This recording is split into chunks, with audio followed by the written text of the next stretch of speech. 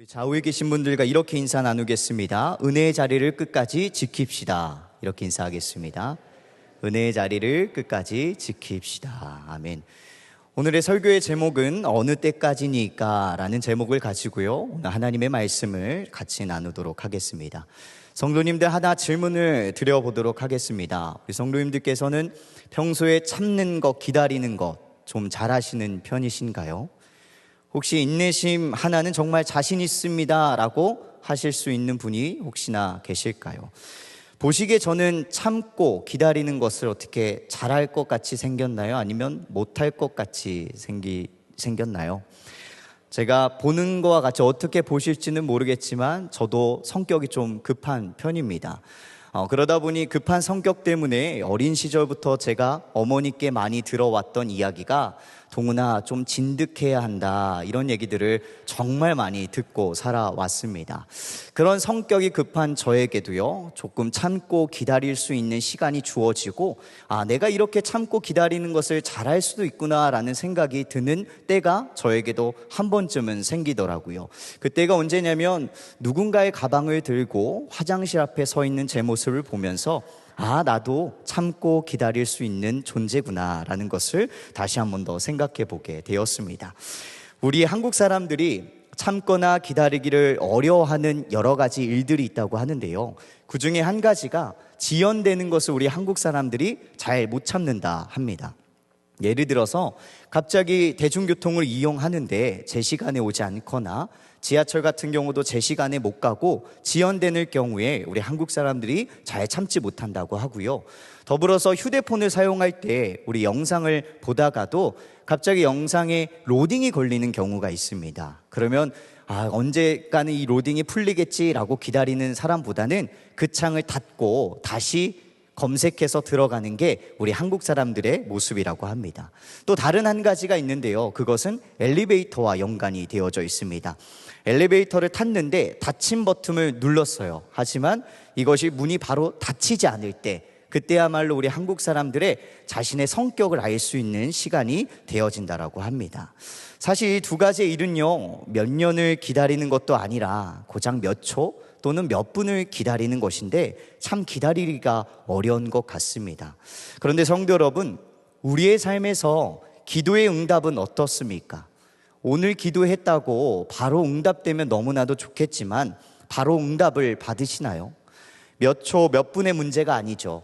1년, 2년, 아니 10년, 20년을 기도해도요, 응답받지 못하는 경우가 있지 않으신가요? 오늘 함께 읽은 이 본문의 말씀도 그렇습니다.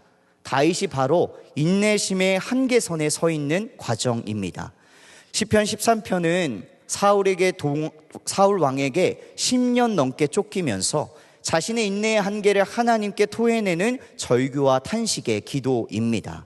오늘 이 밤 다윗의 처절한 기도를 통해 인내의 한계를 만난 우리가 어떻게 다시 일어서야 하는지, 그리고 하나님이 진짜 원하시는 인내가 무엇인지를 깨닫기를 소망합니다.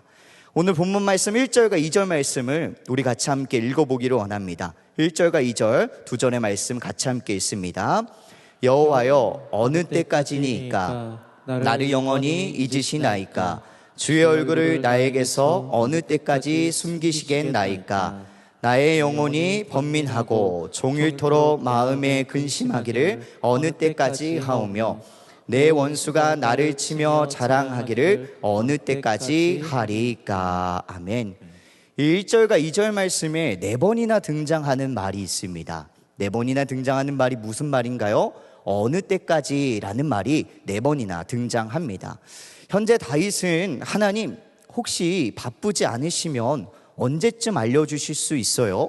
이러한 게 1절, 2절의 고백이 아닙니다. 다윗이 하고 있는 거는요, 하나님, 혹시 저 까먹으셨어요?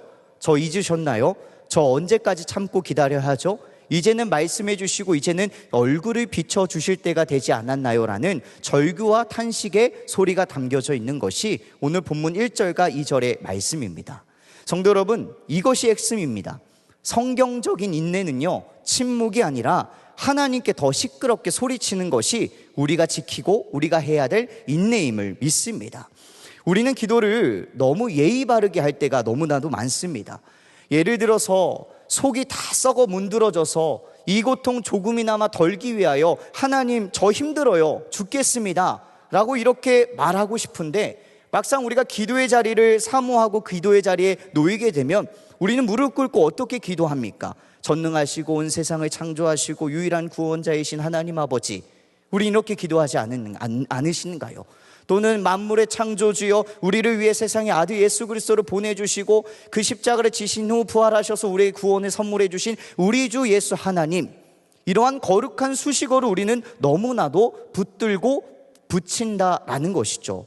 그러다 보니 내 솔직한 마음을 말할 타이밍을 놓치게 됩니다. 사랑하는 성도 여러분, 제가 이런 말을 전하고 싶은 겁니다. 우리가 기도할 때만큼은요, 예의를 차리지 않으셔도 괜찮습니다. 거룩한 수식어를 붙이면서 하나님이 어떤 분인지에 대한 선포를 하지 않으셔도 괜찮습니다. 그냥 우리 기도할 때 내 속마음 다 내어드리면서 그냥 하나님 세 글자만 불러도 주님은 우리의 마음을 다 알아주시는 분이십니다. 우리는 그러한 기도를 해야 합니다.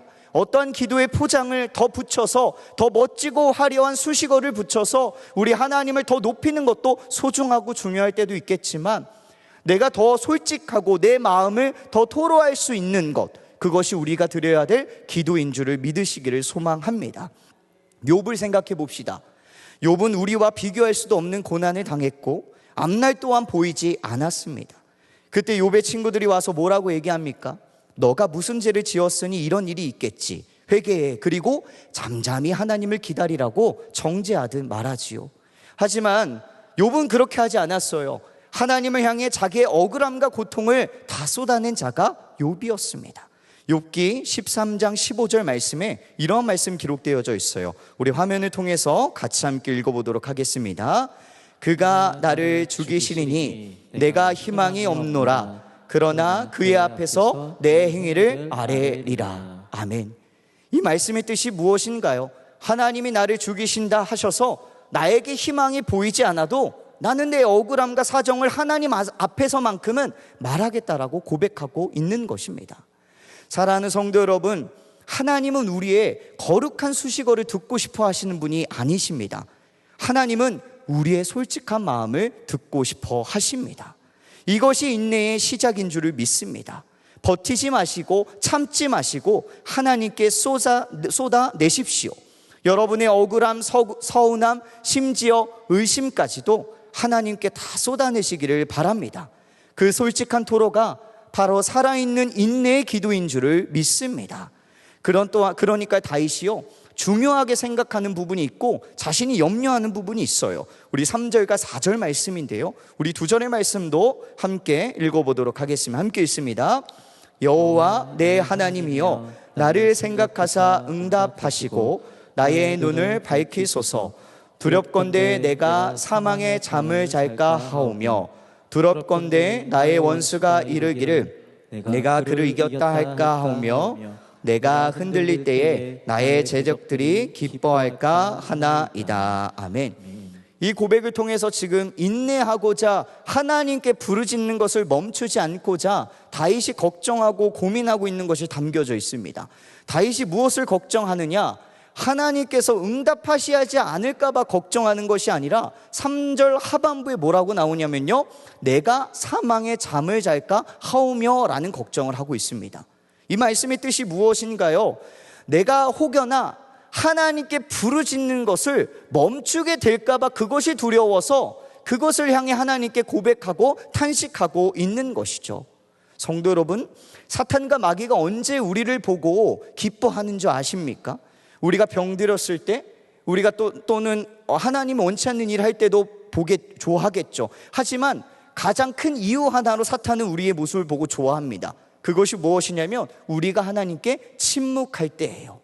하나님께 아무것도 부르짖지 않고 기도해도 소용없네라는 마음을 품게 되어질 때, 하나님과의 관계가 끊어졌다 생각할 때, 그때 마귀는 우리를 보고 가장 기뻐합니다.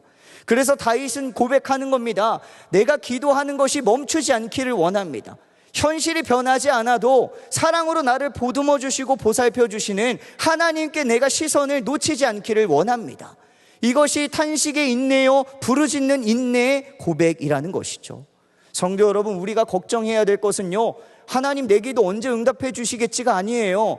이 응답하지 않으셔도 내가 끊임없이 하나님을 향해 부르짖는 소리가 멈추지 않기를 원하는 것, 그것이 멈출까 봐 우리는 걱정을 해야 하는 것입니다.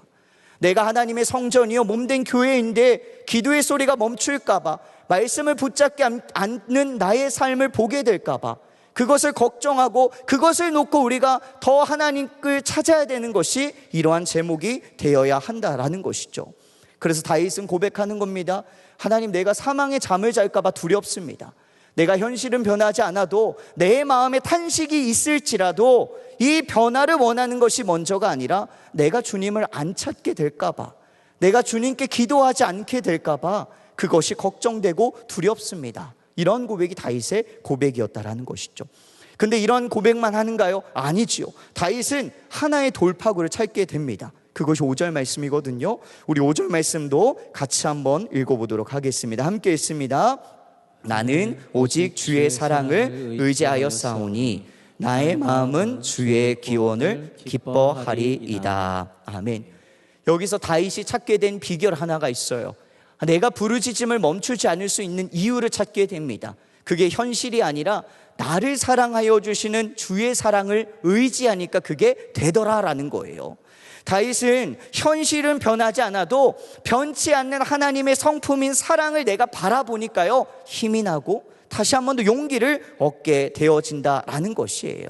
성도 여러분, 우리도 다윗과 같이요, 상황이 여전히 최악 같아도 내 기도의 응답이 1년, 2년, 아니 10년, 20년 동안 똑같은 기도 제목 기도해도요, 응답받지 못해도 변함없는 마음으로 나를 사랑으로 보듬어 주시는 하나님을 바라보고 부르짖는 저와 여러분이 되시기를 간절히 축복합니다.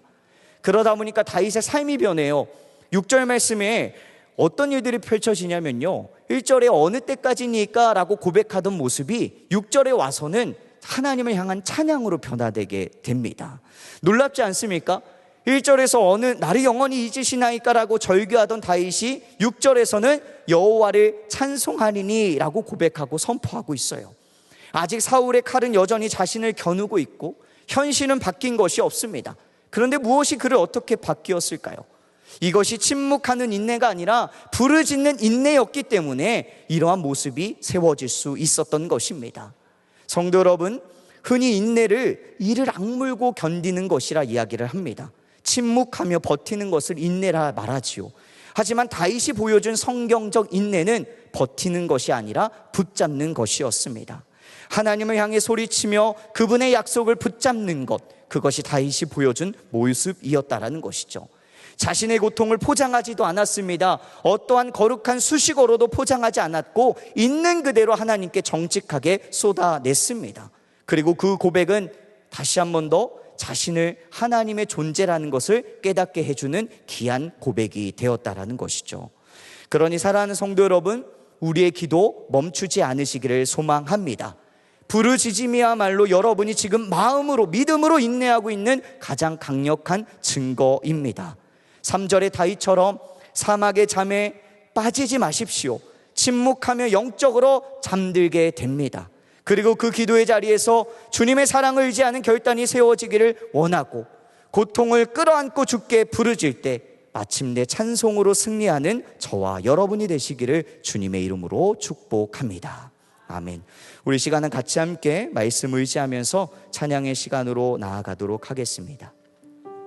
처음으로 함께 찬양할 고백은 그럼에도 불구하고 라는 찬양인데요, 우리가 변하는 세상 속에 변하는 나의 상황을 놓고 하나님 감사합니다 라는 고백이 오기보다는 내 상황이 변하지 않을지라도 그럼에도 불구하고 나를 사랑하여 주시는 우리 신실하신 하나님을 찬양하고 의지하는 저와 여러분이 되기를 원합니다.